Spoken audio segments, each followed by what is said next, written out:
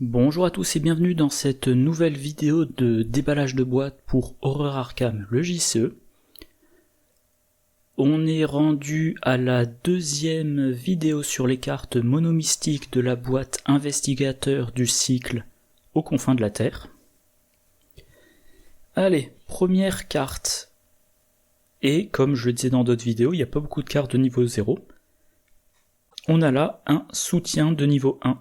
Fermez le cercle. Ça coûte 2.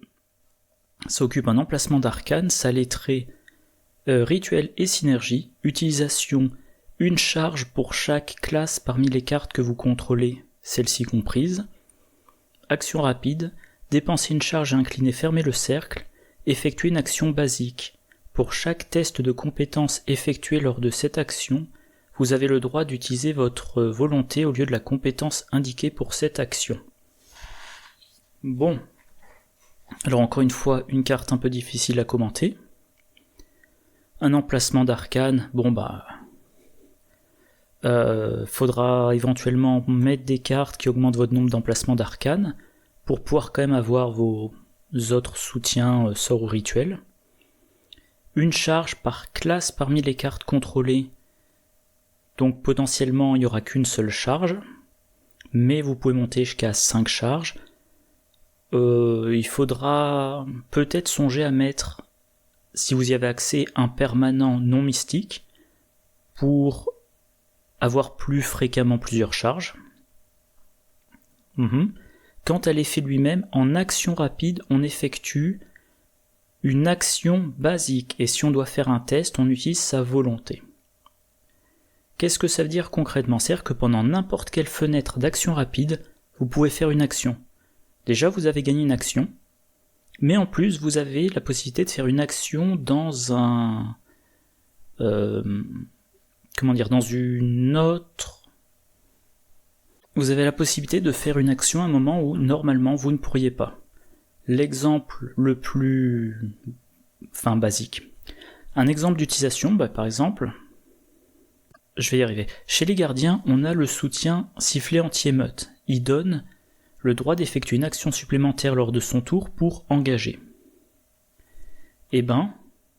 Sœur Marie, qui a un profil plutôt de combattante, elle peut utiliser fermer le cercle pour, en action rapide pendant le tour d'un autre investigateur, effectuer une action basique d'engagement. Donc pendant le tour de l'enquêteur, Sœur Marie, elle dit, voilà, je dépense une charge, j'incline fermer le cercle, je fais un engagement sur l'ennemi. Maintenant l'enquêteur il fait son tour, il enquête, il joue des soutiens. Il ne se prend pas d'attaque d'opportunité vu qu'il n'est plus engagé avec l'ennemi. Éventuellement, dernière action, il sort du lieu. Si Sœur Marie l'a en jeu, elle utilise protection rapprochée pour suivre le chercheur. Ça vient à son tour, et là, elle utilise ses actions normales pour attaquer l'ennemi. Voilà. Ça peut aussi permettre de faire une action de combat,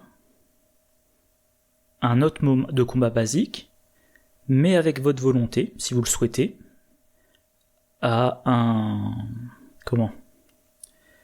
dans une fenêtre d'action rapide autre que votre tour. Donc, par exemple, si je dis pas de bêtises, vous pouvez combattre un ennemi à la fin de la phase de mythe.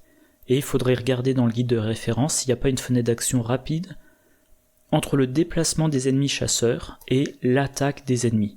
Donc, si c'est bien le cas, ça vous permettrait, à vérifier, ça vous permettrait de laisser un rat entrer dans votre lieu, puis d'effectuer l'attaque contre le rat et de ne pas vous prendre son attaque. Voilà. Alors le problème, c'est que les utilisations, vous en avez pas des masses. Si vous avez qu'une charge, c'est-à-dire que vous avez dépensé 2 ressources, une action, vous avez occupé un emplacement d'arcane pour gagner une action. Alors certes, une action au bon moment, mais une seule. Mais pour ça, on a dans le même pack, je crois que j'en parlerai dans la vidéo de demain, Vent du pouvoir, un événement qui coûte 2, placez 2 charges sur un soutien que vous contrôlez. Réaction, après avoir pioché Vent du pouvoir lors de votre tour, jouez cette carte. Donc si dans votre deck vous mettez 2 copies du Vent du Pouvoir, et ben vous pouvez remettre 4 charges sur fermer le cercle. Alors, Vent du Pouvoir, ça vous coûte une action de le jouer, sauf si vous le piochez pendant votre tour. Donc dans le pire des cas, vous dépensez une action et 2 ressources pour plus tard gagner 2 actions basiques. Mais dans le meilleur des cas, vous avez de quoi réduire son coût, vous le jouez en réaction, donc ça vous coûte ni ressources ni actions pour gagner plus tard 2 actions. Voilà. Autre chose, la carte médium, la carte signature d'Akashi Onyele. C'est un soutien qui n'a pas de niveau, donc c'est un soutien qui coûte 2. Action rapide, incliné médium, choisissez un soutien que vous contrôlez avec utilisation charge. Soit vous renvoyez le soutien choisi dans votre main, soit vous déplacez toutes ces charges vers votre réserve de ressources, en tant que ressource, et vous le défaussez. Donc dans un deck Akashi, vous jouez fermez le cercle. Alors je vais quand même vérifier. Je vais vérifier la formulation sur Akashi. Ça prend un peu de temps. Vos soutiens avec utilisation charge entrent en jeu avec une charge supplémentaire sur eux. Donc Akashi, elle joue fermer le cercle. Elle va avoir de 2 à 6 charges sur la carte. Donc potentiellement beaucoup d'actions bonus.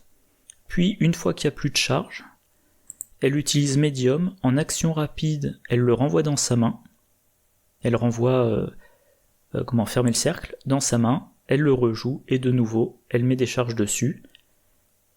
Les charges, autant de charges que de classes parmi les cartes contrôlées, plus la charge bonus. Sachant que Akashi, elle a accès aux cartes avec utilisation charge de niveau 0 à 4, ainsi qu'aux cartes occultes de niveau 0. Donc elle a accès à des cartes dans les 5 classes. On vérifie ça rapidement. Voilà, les cartes auxquelles elle a accès, triées par classe. Elle a, donc ça c'est du gardien mystique, donc elle a accès au gardien, elle a accès à des cartes chercheurs, elle a accès à une carte survivant, à des cartes truands, à des cartes mystiques, tout plein. Et je crois qu'on les a toutes faites. Ouais, elle a accès donc... J'ai la gorge rigidité. Elle a accès aux gardiens, aux chercheurs. Ah oui, ça doit être plus loin. Elle a accès aux truands. Ça, je le sais, notamment aux crânes décorés. Elle a accès bien sûr aux mystiques. Et on a vu, elle a accès à une carte survivant. Voilà, le bracelet du mauvais œil. Alors, peut-être que vous ne mettrez pas une carte de chaque classe, mais en tout cas, elle a le choix pour atteindre un grand nombre de classes différentes en jeu. Voilà. Alors le truc, encore une fois, enfin le point faible, non, c'est quand même une très bonne carte. Ce qu'il y a à mémoriser, c'est que ce sont des actions basiques. Donc si c'est une enquête, c'est pour trouver un seul indice. Si c'est du combat, c'est pour faire un seul dégât. Si c'est du gain de ressources, une seule ressource, etc., etc. Mais quand même, vous le faites à votre volonté, et surtout, vous le faites pendant la fenêtre d'action rapide de votre choix. Donc très bonne carte, mais il faudra voir dans quel deck on peut vraiment obtenir avec certitude plus de 2 charges. Ah ben la carte suivante justement, c'est Vent du Pouvoir. Bon, je reprends. Un événement de niveau 1 qui coûte 2 icônes de volonté, trait esprit, placez 2 charges sur un soutien que vous contrôlez. Réaction, après avoir pioché Vent du Pouvoir lors de votre tour, jouez cette carte. Les soutiens qui ont des charges, il y en a un bon paquet, notamment en mystique. Niveau recharge, on avait la carte recharge. Un événement de niveau 2 qui coûte 0, 2 icônes de volonté, choisissez un soutien sort ou relique contrôlé par un investigateur dans votre lieu et révélez un pion chaos pris au hasard dans la réserve du chaos. Si vous révélez un symbole, crâne, cultiste, tablette, chose ancienne ou tentacule, défaussez le soutien choisi, sinon ajoutez-y 3 charges. Donc c'est de la recharge mais conditionnelle. Si vous avez de la chance, moi je dirais que globalement on est de l'ordre de 2 chances sur 3, 2 chances sur 3 de mettre 3 charges, et 1 risque, on va dire plutôt un risque sur 3 de carrément défausser le soutien. Soutien qui est forcément sort ou relique. Ça ne peut pas être un rituel, et du coup, tant que j'y pense, ben voilà, fermer le cercle. Fermer le cercle c'est un rituel, donc on ne peut pas le recharger avec recharge par exemple. Alors il y a une version de niveau 4 qui a un icône de volonté de plus, et si on a de la chance on met 4 charges, si on n'a pas de chance on n'en met qu'une. On a Twyla Catherine Price, une alliée, qui a réaction. Après avoir dépensé au moins une charge d'un soutien sort, inclinez Twyla Catherine Price, placez une charge sur le soutien. Donc là, c'est que pour des sorts. Pas de rituel, et pas de relique, rien d'autre, que du sort. Voilà, pour l'aspect recharge. Donc là, on a quand même de la recharge qui est beaucoup plus polyvalente, vu qu'il n'y a pas de trait requis. Mais le truc, c'est qu'on va quand même dépenser 2 ressources et une action pour seulement 2 charges. Du coup, on a tout intérêt à utiliser la réaction de la carte. Autrement dit, on veut piocher les vents du pouvoir pendant son tour, comme ça on les joue, on économise l'action. Donc il faut piocher, voilà. Les cartes mystiques qui font piocher, on peut mentionner le joyau d'Auréolus, un accessoire niveau 3, réaction après qu'un symbole crâne, cultiste, tablette, chose ancienne ou tentacule est révélé lors d'un test de compétence dans votre lieu, inclinez le joyau d'Auréolus, piochez une carte ou gagnez 2 ressources. Bon, c'est de la pioche conditionnelle. Mais encore une fois, ces pions-là, cumulés, ça représente, je dirais à la louche, un tiers des tirages. Donc à un test sur 3, vous inclinez le joyau d'Auréolus, vous piochez une carte, et vous espérez que ça sera vent de pouvoir. Vent du pouvoir. Bon, une fois sur 3, dans votre round, normalement vous faites 3 tests. Donc une fois par round, vous allez piocher une carte. On a Sacrifice, un événement de niveau 1, défausser un soutien mystique que vous contrôlez, ensuite piochez 3 cartes ou gagnez 3 ressources ou n'importe quelle combinaison des deux. Alors, c'est une carte que moi j'aime bien mettre dans mes decks quand je joue par exemple David Renfield. David Renfield, je lui mets des fatalités dessus, je lui mets une fatalité dessus, je gagne une ressource, le round suivant je mets une deuxième fatalité, je gagne 2 ressources, etc. etc. Et arrive un moment où je dois m'en débarrasser pour me débarrasser des fatalités. Donc je joue Sacrifice et je pioche 3 cartes. Alors cette carte a aussi l'avantage que si vous avez déjà vent du pouvoir dans votre main, vous n'avez plus besoin de les piocher, donc Sacrifice va vous fournir 3 ressources pour payer vent du pouvoir. Mais une de mes cartes préférées pour générer de la pioche de façon répétée, c'est le sérum d'amplification des rêves. Une carte chercheur de niveau 0 qui coûte 3, qui occupe un emplacement d'arcane. Alors ça peut être un peu gênant pour un mystique. Seul le premier exemplaire de chaque carte dans votre main compte dans le calcul de la taille limite de votre main. Donc vous pouvez stocker plein de cartes en main. Réaction, après avoir pioché un autre exemplaire d'une carte que vous avez déjà en main, révélez les 2 exemplaires et inclinez le sérum d'amplification des rêves, piochez une carte. Donc le sérum, l'intérêt c'est que vous trouvez des moyens de piocher des cartes pendant votre tour, et si vous piochez une carte dont vous aviez déjà un exemplaire en main, vous repiochez, donc vous avez encore plus de pioches, et encore plus de chances d'activer la réaction du vent de pouvoir. Des vents de pouvoir. Alors ça sera pour un deck, par exemple Luke Robinson, comme celui que je joue actuellement. Voilà, Luke Robinson a accès aux cartes chercheurs jusqu'au niveau 2, donc notamment le sérum d'amplification des rêves, perception de niveau 2 qui peut faire piocher 2 cartes en cas de réussite du test avec une différence de 2 ou plus, Jeremiah Kirby qui peut faire piocher plein de cartes, quoi d'autre ? Voilà, essentiellement ça. Lexique occulte avec rituel de sang, pareil pour piocher les cartes pendant son tour.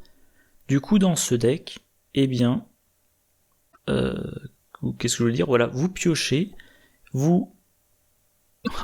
c'est pas... Tiens, c'est bizarre. Bon, je pense avoir mis vent de pouvoir dans ce deck-là, c'est bizarre. Bon, j'ai dû choisir la mauvaise exemplaire du deck, mais enfin bref.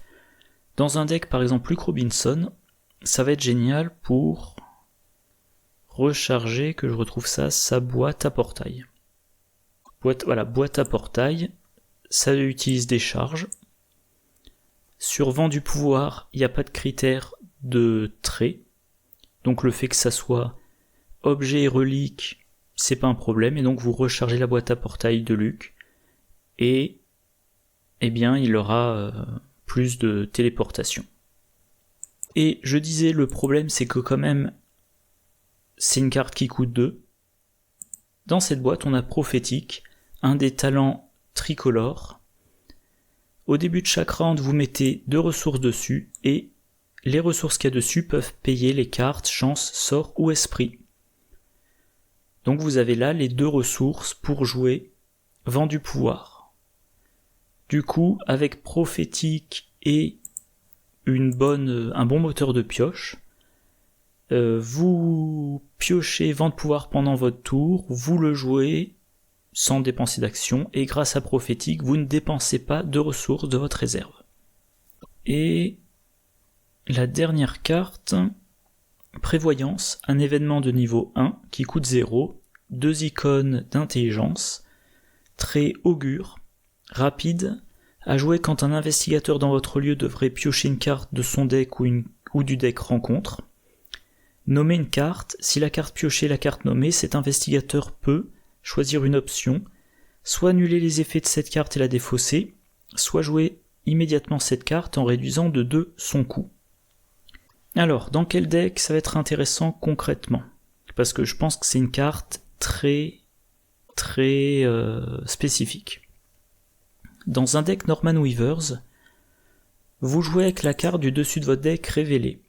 Donc vous savez toujours quelle va être la prochaine carte que vous piocherez. Du coup, avec Prévoyance, vous jouez 0 action, 0 ressources, vous nommez la carte qui est révélée sur votre deck, vous la piochez, et vous pouvez la jouer immédiatement pour 2 ressources de moins. Bon. Mais ça veut dire que vous mettez dans votre deck une carte pour jouer une autre carte pour seulement 2 ressources de moins. Bon. Bien évidemment, il y a le Parchemin des secrets, version chercheur de niveau 3. Vous allez, en l'inclinant et en dépensant un secret, regarder les 3 cartes du dessous d'un deck investigateur ou deck de rencontre.